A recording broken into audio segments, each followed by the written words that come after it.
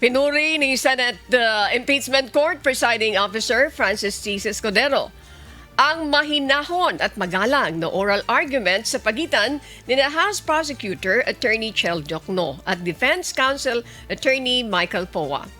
Nagharap ang dalawa sa ika-6 na araw ng paglilitis kaugnay ng mosyon ng prosecution na isabina ang bank at tax records ni Vice President Sara Duterte.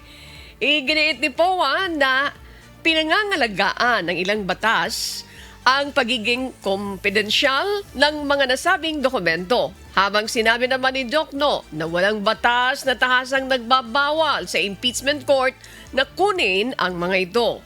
Bago nag-recess ang paglilitis, pinasalamatan ni Escudero ang magkabilang panig sa mahinahon at magalang na pagtatalo sa isang sensitibong usapin.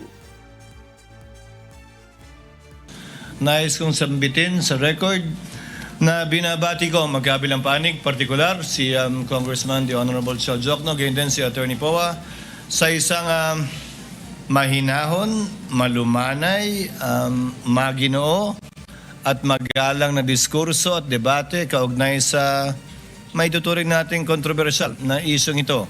At inaasahan ko, yan din ang magaganap sa caucus at sa aming pagbabalik matapos nito.